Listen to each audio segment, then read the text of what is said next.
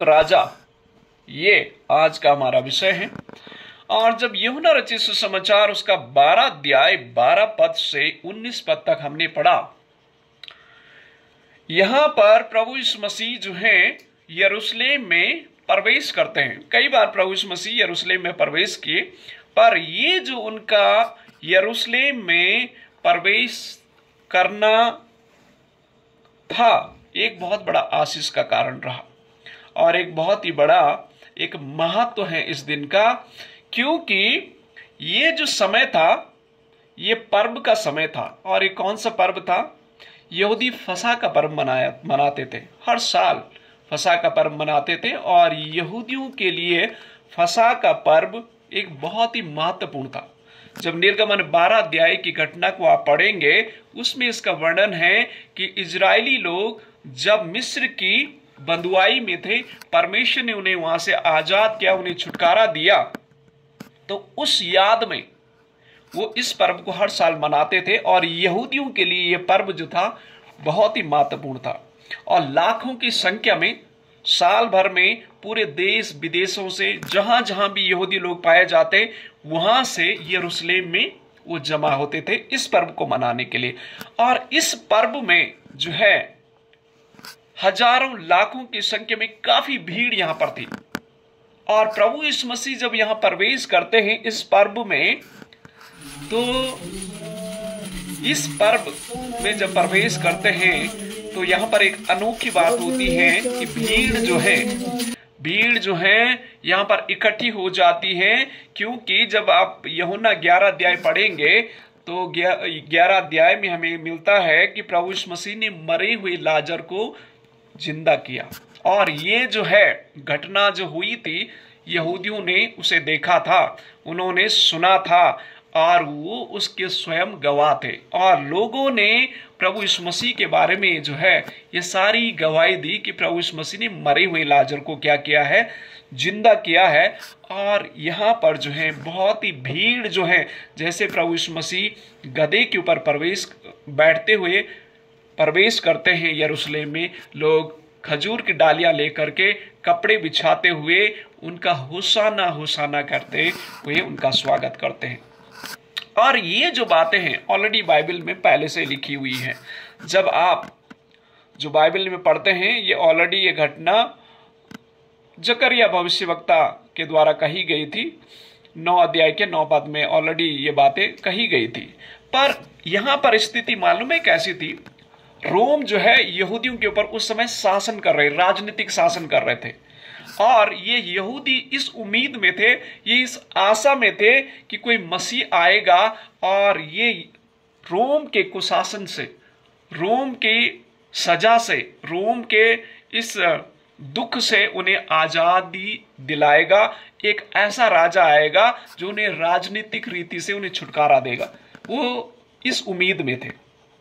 और जैसे मसीह ने ये सब काम किया, जैसे मसीह ने लाजर को मृत्यु में से जिंदा किया, तो लोगों की जो उम्मीद है, लोगों की जो आशा है प्रभु यीशु मसीह के ऊपर, उनकी जो आशा उम्मीद की जो किरण उभर करके आई और वो समझने लगे कि यही है वो परमेश्वर, यही है वो मसीहा जो हमें छुटकारा दे सकता है। इस यहूदियों, इस जो रोम के शासन से, रोम के कुशासन से जो है हमें राजनीतिक रीति से हमें छुटकारा दे सकता है। तो ये उम्मीद और ये आशा उनकी थी। और इसलिए भीड़ जो है उमड़ती हुई, बढ़ती हुई परमेश्वर का जो है वो भविष्यवाणी करने लगे। भविष्यवाणी तो ऑलरेडी हुई थी, जकरिया 9:9 में लिखा है, देखो तेरा राजा तेरे पास आता है, वह धर्मी है, उद्धार करता है, वह नम्र है और गधे पर, हाँ गधे के बच्चे पर शांति का राजा। ये ऑलरेडी भविष्यवाणी हुई थी कि प्रभु यीशु मसीह यानी जो उद्धार करता होगा वो शांति का राजा होगा और गधे के ऊपर सवार होकर के वो आएगा।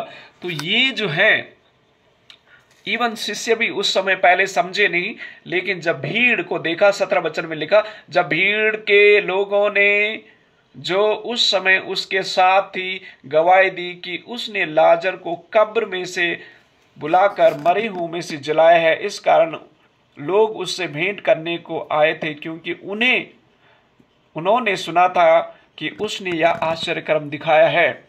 वचन 16 कहता है, उसके चेले यह बातें पहले ना समझे थे, परंतु जब यीशु की महिमा प्रकट हुई तो उनको स्मरण आया कि ये बातें उसके विषय में लिखी है और लोगों ने उससे इस प्रकार का व्यवहार किया है। ये ऑलरेडी लिखी है। जकरिया उसका 9 अध्याय 9 पद में ऑलरेडी ये लिखी है, ये सब बातें लिखी। तब उन्हें वो समझ आने लगा। और जो भीड़ है यहाँ पर खजूर की डालियां लेकर होसाना होसाना के गीत गाने लगी। होसाना का मतलब क्या होता है? हमारा उद्धारकर्ता, हमें बचाने वाला, हम उसका स्वागत करते हैं।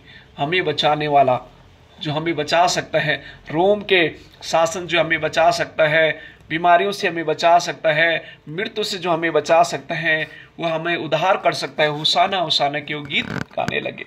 और कहने, दाऊद का पुत्र, दाऊद तो उस समय राजा था और राजा को उस समय राजाओं का ऐसा स्वागत किया जाता था जैसे इस भीड़ ने प्रभु यीशु मसीह का स्वागत किया है।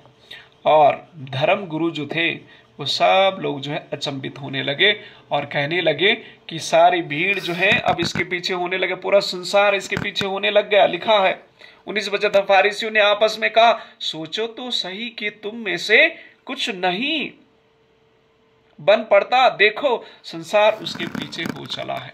आमीन। प्रियो, ये जो पर्व था यहूदियों के लिए बहुत ही महत्वपूर्ण था। और हालांकि ये यहूदी लोग पहले गुलामी में जी रहे थे, गुलामी से उन्हें छुटकारा भी मिल गया, पर अब जो है रोम के द्वारा, रोमी शासन के द्वारा उन्हें बहुत ही प्रताड़ित किया जा रहा था। बहुत ही उन्हें दंड और दुख और कष्टों का सामना करना पड़ रहा था। इसलिए ये यहूदी लोग जो मन से, हृदय से और सामाजिक रीति से और राजनीतिक रीति से, धार्मिक रीति से एक उद्धारकर्ता की अपेक्षा कर रहे थे कि कोई उद्धारकर्ता आएगा और हमें छुटकारा देगा और हमें बचा लेगा। और भीड़ जो है लाखों की संख्या में देश विदेश से पूरे यरूशलेम में जमा हुए थे और सब लोग जो हैं मसीह की जय जयकार करने लगे और मसीह की स्तुति करने लगे और उसका स्वागत करने लगे। तो इससे आज आप हमें क्या सीख सकते हैं? मत्ती उसका 23 अध्याय 12 पद में लिखा है, जो अपने आप को नम्र बनाएगा वही महान होगा। प्रभु यीशु मसीह जो हैं अपने आप को एक नम्र बनाते हैं, गधे की सवारी करते हैं। गधे की सवारी करना एक शांति का प्रतीक था। जब कोई राजनेता या कोई विजेता घोड़े के ऊपर सवार होकर आता था तो एक प्रतीक था कि युद्ध की तैयारी हो रही है। लेकिन प्रभु यीशु मसीह जब गधे के ऊपर बैठते हुए प्रवेश करते हैं तो वो समझ गए कि यह शांति का राजकुमार है, यह नम्रता का प्रतीक है। और हमारे परमेश्वर जो है वो नम्र और महान परमेश्वर है। प्रियो, परमेश्वर आप और मुझसे भी चाहता है कि हम क्या बने? नम्र बने। नम्रता में ही महानता है। हमारे परमेश्वर ने प्रभु यीशु मसीह चाहता तो वो अपने सामर्थ के द्वारा, अपने बल के द्वारा, अपनी ताकत के द्वारा वो उस समय के जो रोम शासन को है वो उन्हें हरा सकते थे, पर उन्होंने ऐसा नहीं किया। उन्होंने नम्रता का जो जीवन जिया, उन्होंने नम्रता का एक नमूना हमारे लिए छोड़ा और महान जो है एक धर्म गुरु उस समय के और एक महान परमेश्वर का एक प्रतीक और एक नमूना उन्होंने हमारे लिए छोड़ दिया कि जरूरी नहीं कि हम अपने बल से, अपनी शक्ति से, अपनी ताकत से, अपने पैसों से, अपनी महानता से, अपनी योग्यता से, अपने अच्छे खानदान के वो पुरानी जो विरासत हमारे पास है उसके द्वारा हम लोगों को पराजित कर सकते हैं, उन्हें हरा सकते हैं, उनके ऊपर शासन कर सकते हैं। ऐसा नहीं है। हमारा परमेश्वर ने एक अच्छा नमूना हमें दे दिया कि नम्रता में महानता है। जब आप में नम्रता का जीवन जीते हैं, जब आप में दीनता का जीवन जीते हैं, परमेश्वर उन्हें शिरोमणि बनाता है और उन्हें उठाता है। ये इस पाम संडे का संदेश हमारे लिए है। इस खजूर एतवार का संदेश हमारे लिए है कि हमें नम्रता का जीवन जीना है और यही हमें महानता में आगे बढ़ने में हमारी मदद करेगा और यही परमेश्वर हमसे चाहता है। दूसरी बात हम इस पर्व से क्या सीख सकते हैं वो ये है, सच्ची आराधना जो है बाहरी नहीं पर भीतरी हमारी आंतरिक आत्मा के साथ होनी चाहिए सच्ची आराधना। यहां पर लोग होसाना होसाना तो चिल्ला रहे थे, लेकिन जब आप कुछ समय के बाद इस घटना को देखेंगे, यही लोग यीशु मसीह कहने लगे इसे क्रूस में चढ़ाओ, इसे क्रूस में चढ़ाओ, इसे क्रूस में चढ़ाओ। देखिए यहां पर होसाना होसाना कर रहे हैं, लेकिन कुछ समय के बाद खुद ही कह रहे हैं इसे क्रूस में चढ़ाओ, इसे क्रूस में चढ़ाओ, इसे क्रूस में चढ़ाओ। तो जब आप मैं परमेश्वर की आराधना करते हैं, ऊँटों से नहीं हृदय से उसकी आराधना करना बहुत जरूरी है। और यहां पर जो लोग हैं वो ऊँटों से तो कह रहे थे होसाना होसाना, यानी वो हमारा उद्धार करता है, उसकी महिमा हो, उसकी बड़ाई कर रहे थे, उसका प्रचार कर रहे थे, अपने कपड़े बिछा रहे थे, उनका स्वागत कर रहे थे, गीत गा रहे थे, नाच रहे थे, खुशी मना रहे थे, जश्न मना रहे थे, लेकिन हृदय उनका बहुत दूर था। आज हमारे साथ भी ऐसा ना हो। हम चर्च में आ रहे होंगे, प्रार्थना भी कर रहे होंगे, सब कुछ जो चर्च के विधि विधान होते हैं उन सब का हम पालन कर रहे होंगे, लेकिन हृदय हमारा काफी दूर है। परमेश्वर ऐसी आराधना ग्रहण नहीं करता है। परमेश्वर ऐसी आराधना ग्रहण करता है जो सच्चे हृदय के साथ उसकी आराधना करते हैं, सच्चे मन के साथ उसकी आराधना करते हैं, सच्चे मन तन धन के साथ उसकी आराधना करते हैं। परमेश्वर ऐसे लोगों को ढूंढ रहा है। तो ये पाठ हमें सीखने की आवश्यकता नहीं है कि ऐसा ना हो कि हम जो है ओंठों से उसकी स्तुति कर रहे हैं लेकिन हृदय से बहुत दूर है। ऐसा हमारा जीवन ना बने। परमेश्वर से कहें हे प्रभु, हम तन मन धन के साथ आपकी आराधना करने वाले लोग बने। हम ऐसे लोग ना बने उस भीड़ के समान। वो भीड़ तो होसाना गा रही थी, उसकी महिमा कर रही थी, लेकिन कुछ समय के बाद वो खुद ही कहने लगे उसे क्रूस को दो, उसे क्रूस दो, उसे क्रूस दो, उसे क्रूस में चढ़ा दो, कहने लगे। हमारा जीवन ऐसा ना बने। परमेश्वर से कहें हे प्रभु, हमारी मदद और सहायता करें कि हम जो है सच्चे मन के साथ आपकी आराधना करने वाले लोग बने। और जो सच्चे मन के साथ उसकी आराधना करते हैं, परमेश्वर उन्हें आशीष देते हैं। आमीन। अगली बात हम क्या सीख सकते हैं इस पर्व से? जब हम आगे देखते हैं कि हमारे यीशु मसीह जो हैं, जब गधे के ऊपर प्रवेश करते हुए यरूशलेम में गुजर रहे थे, तो गधे में के ऊपर सवार करके जाना एक शांति का संदेश था। शांति का एक संदेश था, वो युद्ध का संदेश नहीं था। जब कोई भी योद्धा या कोई भी राजा घोड़े के ऊपर सवार होकर जाता था तो ये संकेत था कि युद्ध के लिए तैयारी हो रही है, युद्ध होगा, लड़ाई होगी, झगड़े होंगे। पर प्रभु यीशु मसीह गधे के ऊपर सवार करके जब बैठ करके यरूशलेम में प्रवेश किए, उन्होंने ये संदेश दे दिया कि यीशु मसीह शांति के राजा है, युद्ध के नहीं, लड़ाई के नहीं, वो शांति के राजा है।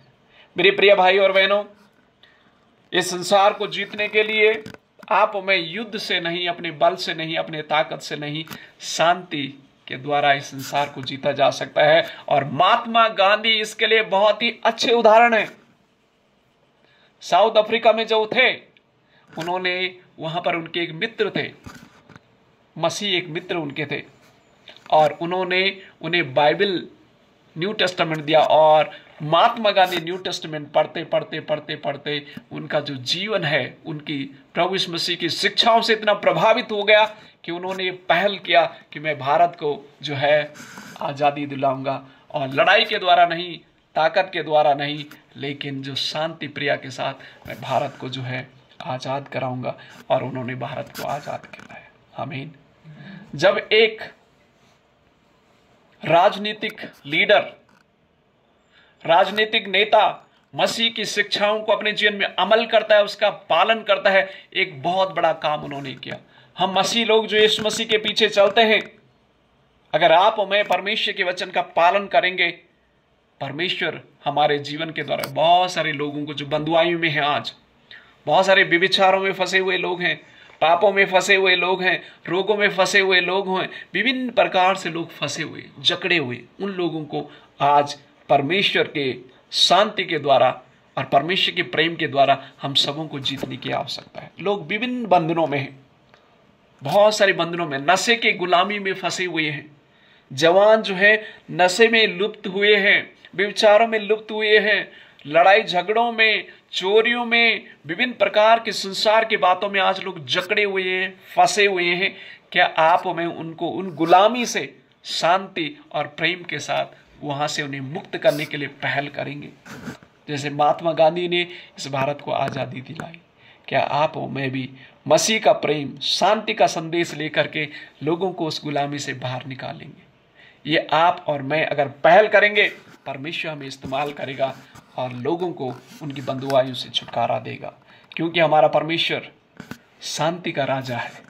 और जब आपने मीका की पुस्तक को भी पढ़ा, उसमें भी ये संदेश हमें मिलता है कि परमेश्वर जो है इस पूरी सृष्टि को क्या करेगा? उस सृष्टि में युद्ध नहीं होगा, युद्ध विद्या नहीं सिखाई जाएगी। युद्ध विद्या सिखाने की क्या जरूरत है, क्योंकि लड़ाई नहीं होगी। युद्ध विद्या इसलिए सिखाई जाती है ताकि दूसरे राज्यों से या दूसरे देश से अपने देश को सुरक्षित रखने के लिए, अपने देश को बलवान बनाने के लिए, ताकतवर बनाने के लिए, ताकि जो अन्य देश, जो बलवान देश है, आपके ऊपर आक्रमण करके आपको हरा न ले। लेकिन परमेश्वर का वचन कहता है कि युद्ध विद्या नहीं सिखाई जाएगी, क्योंकि परमेश्वर शांति का राजकुमार वहां होगा। उस देश में शांति होगी, देश में अमन होगा। और जब शांति और अमन होता है तो लड़ाई झगड़े की क्या आवश्यकता है? हमारा परमेश्वर प्रभु यीशु मसीह शांति का राजकुमार है और प्रेम के द्वारा आप में उसके संदेश को पूरी जगत में फैलाएं। और जब ऐसा करेंगे तो परमेश्वर हमें निश्चित आशीष देगा, हमारे द्वारा बहुत सारे लोगों को बचाएगा। आगे आप में इस पर्व से क्या सीख सकते हैं? प्रेतों के काम उसका 4 अध्याय 20 वचन में इस प्रकार लिखा है, जो कुछ हमने देखा और सुना है उसे हम कह बिना नहीं रुक सकते। यानी प्रेरितों को रोका जा रहा था कि मसीह की गवाही मत दो, मत बताओ मसीह के बारे में लोगों को। उन्हें वहां के जो शासक थे उन्होंने रोका, वहां के जो सम्राट थे उन्होंने उन्हें रोका, वहां के जो अधिकारी थे उन्होंने रोका कि सुसमाचार का प्रचार न करें, मसीह का संदेश न दें। लेकिन उन्होंने कहा, हम कैसे जो हमने देखा है, सुना, हम कैसे उसे रोक दें? क्यों ना हम कहें, हम नहीं डरते हैं, हमें डरने की आवश्यकता नहीं है। और बड़ी सामर्थ के साथ मसीह की गवाही देने लगे। और यहां पर भी हमें वही देखने को मिलता है कि भीड़ ने, लोगों ने, 17 अध्याय में लिखा था, भीड़ के लोगों ने जो उस समय उसके साथ थे यह गवाही दी कि उसने लाजर को कब्र में से बुलाकर मरे हुए में से जिलाया था। आमीन।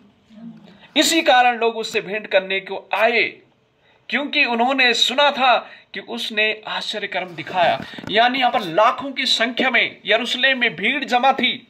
यहां पर एक पर्व मनाया जा रहा था, फसह का पर्व था। लाखों की संख्या में, यानी मेला वहां पर लगा हुआ था, हजारों की संख्या में लोग हैं। और लोगों ने कहा, ये इस मसीह ने जो है मरे हुए लाजर को जिंदा किया। और आप सुनिए, सोचिए, पूरे देश विदेश से लाखों की संख्या में यहूदी वहां पर आए। जहां जहां वो यहूदी गए होंगे उस देश में उन्होंने प्रचार किया कि मसीह ने किसको जिंदा किया? लाजर को जिंदा, मरे हुए को जिंदा किया। और यही मसीहा, यही उद्धार करता है। प्रियो, उन्होंने मसीह की गवाही दी और प्रेरितों ने मसीह की गवाही दी। और गवाही देना बहुत जरूरी है। अगर आप हमें उसकी गवाही नहीं देंगे, उसके बारे में नहीं बताएंगे, तो परमेश्वर का राज्य कैसे बढ़ेगा? और इस पर्व की महत्वता आपके लिए, मेरे लिए यही सीख है कि मसीह की गवाही दे। जब भी हम कोई पर्व मनाते हैं, एक अच्छा सौभाग्य है हमारे पास, एक अच्छा अवसर है लोगों को सुसमाचार सुनाने का, लोगों को मसीह के बारे में बताने का कि हमारा मसीह जो है 2000 साल पहले इस धरती पर आए और उन्होंने ऐसे आश्चर्य कर्म किए, ऐसे अद्भुत चमत्कार किए, मरे हुओं को जिंदा किया। गवाही दे मसीह की। गवाही देना बहुत जरूरी है। और जब आप हमें गवाही देते हैं, सामर्थ्य के काम होना शुरू होते हैं। आमीन। न जाने कितने लोगों ने मसीह को ग्रहण किया, न जाने कितने लोग उस भीड़ में भी चंगे हो गए होंगे। जब मसीह प्रवेश कर रहे होंगे, उसके वस्त्र छूने से लोग चंगे हो रहे थे। और हम जानते हैं बाइबल में, इवन वो 12 वर्ष के लहू बहने वाली स्त्री, जब उसने अपने प्रभु यीशु मसीह के वस्त्र को छुआ, उसी घड़ी चंगी हो गई। न जाने कितने लोगों को वो आशीष मिली और लोगों ने गवाही यीशु की दी और अद्भुत चमत्कार हुए। प्रियो, आपको मुझे भी मसीह की गवाही देने की आवश्यकता है और ये परमेश्वर हमसे चाहता है। ये पर्व का समय हम मसीह की गवाही देने वाले लोग बनने वाले हो सके। और जब आप मत्ती उसका 15 अध्याय 8 वचन पढ़ते हैं, लिखा है, वो लोग ओंठों से मेरा आदर करते हैं परंतु उनका मन मुझसे दूर हैं। जैसे मैंने पहले ही बताया, सच्ची जो भक्ति है ना, वो सिर्फ ओंठों से नहीं होनी चाहिए, हृदय से होनी चाहिए। वो सब लोग जो यीशु का स्वागत तो कर रहे थे, पर मन से नहीं कर रहे थे, है ना, ऊपरी मन से कर रहे थे। उन्होंने जो सुना था महानता के बारे में, ऊपरी मन से, हृदय में वो बातें उनकी बैठी नहीं थी। हृदय में आपकी मेरी कब बातें बैठती?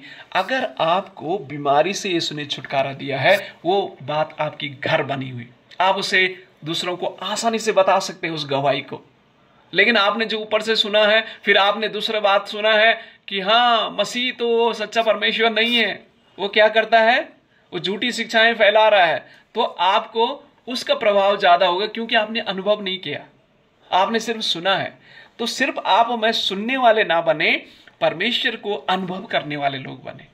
और जब अनुभव आप और मैं कर लेते हैं हृदय से, तो भले आपको कोई कितनी भी बुराई यीशु की कर ले, आप हटेंगे नहीं, आप मुकरेंगे नहीं। क्यों? क्योंकि आपने यीशु को क्या किया है, अनुभव किया है। प्रियो, अनुभव करना मसीह को बहुत जरूरी है। और जब आप और मैं यीशु को अनुभव कर लेते हैं, तो आप और मैं आशीषित होते हैं। तो परमेश्वर को अनुभव करें और उस परमेश्वर की महिमा करें। और यहाँ पर जो है दो जो है, एक तो जो पाम यानी खजूर की डाली, और दूसरा गधे का उदाहरण दिया गया। ये दोनों बहुत ही महत्वपूर्ण है। यानी परमेश्वर जो पूरी सृष्टि को क्या कर रहा है, ब्लेस कर रहा है, पूरी सृष्टि को आशीषित कर रहा है, पशुओं को भी आशीषित कर रहा है, और पेड़ पौधों को, सृष्टि को भी आशीषित कर रहा है, लोगों को भी आशीषित कर रहा है। हमारा परमेश्वर जो है वो सृष्टिकर्ता परमेश्वर है। और गधे के जीवन से बहुत सारी चीजें जो है आप मैं सीख सकते। इवन ये जो जानवर हैं, गधा जो है, उन दिनों में क्या इस्तेमाल किया जाता है, ये जो ग्रामीण लोग, गांव के लोग होते थे, पहाड़ों में सामान ढोने के लिए वो इस्तेमाल किया जाता था, है ना। और साथ ही ये जो है बहुत ही कम घास में भी वो जीवित रह जाता है, उसको ज़्यादा चारा की आवश्यकता नहीं होती है, वो घास घूस खा करके, साधारण सा चारा खा करके अपना जीवन यापन कर लेता है। और गरीब लोगों के लिए ये बहुत मददगार होता है। गरीब लोग जो हैं इसको इस्तेमाल करते हैं, इसमें सामान ढोते हैं, उससे उन्हें आय भी मिलती है और वो कमाई भी अपनी कर लेते हैं। और अच्छा गुण इस गधे का जो होता है, बहुत ही कठिन परिस्थितियों में भी क्या करता है, कठिन समय में भी सहनशीलता के साथ ये जीवन जीता है। गधा जो है इतना काम करता है, इतना मेहनत करता है, कठिन, कितनी कठिन कठिन परिस्थितियां भी आ जाए, फिर भी सहनशील, धीरजवंत होता है, चंचल नहीं होता है, धीरजवान होता है। तो ऐसा स्वभाव आपका मेरा होना बहुत जरूरी, धीरजवान होना बहुत जरूरी है। और साथ ही हमें दूसरे की मददगार होना बहुत जरूरी है। और ये संदेश हमें यहाँ सीखने की आवश्यकता है। और इवन जो आप खजूर की डाली के बारे में पढ़ेंगे, तो खजूर की डाली जो है वो जमीन को बहने से, भूकंप से बहने से पकड़ के रखती है। उसकी जड़ें ऐसी होती हैं जो मिट्टी को रुका के रखती है, और वो हर सीजन में भी हरा रहता है। हर सीजन में भी ये खजूर का पेड़ जो है वो हरा भरा रहता है, और कार्बन डाइऑक्साइड भी, ऑक्सीजन भी वो प्रोवाइड करता है।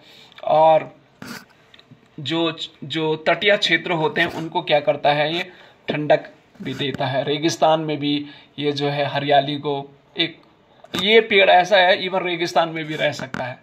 तो ये पेड़ का जो महत्व बहुत ही है। और इजरायली लोग इसे एक शांति का प्रतीक के रूप में लेते थे, एक प्रॉस्पेरिटी के प्रतीक में लेते थे। तो ये जो है, ये हमारे जीवन में भी कैसी भी परिस्थिति क्यों ना हो, हमारे जीवन में भी हरी भरी हरियाली होनी चाहिए, इस पाम ट्री के समान। कैसी भी परिस्थिति क्यों ना हो, इस गधे के समान सहनशील हमें होने की आवश्यकता है। ये संदेश परमेश्वर हमें इस पाम संडे के द्वारा देना चाहता है। जैसे मैंने आपको 3-4 बातें बताई जो आप मैं सीख सकते हैं। मैंने बताया कि हमें एक नम्रता का जीवन जीना है, उसी में महानता है। फिर मैंने कहा सच्ची आराधना जो है हृदय से होनी चाहिए, और शांति का, हमारा परमेश्वर शांति का राजकुमार है, और शांति के द्वारा ही आप में संसार को जीत सकते हैं, युद्ध के द्वारा नहीं, लड़ाई के द्वारा नहीं। और उसकी गवाही दें, उसी के द्वारा परमेश्वर की महिमा होती है। और जब आप में सच्चे हृदय के साथ परमेश्वर की आराधना करते हैं, उसका स्वागत करते हैं, उससे परमेश्वर को महिमा मिलती है। परमेश्वर हमें आशीष दे और मदद करें। ये पाम संडे जो है, खजूर जो एतवार हैं हमारे लिए, हमारे परिवार के लिए और हमारे सेवा क्षेत्र के लिए आशीष का कारण बने। आमीन।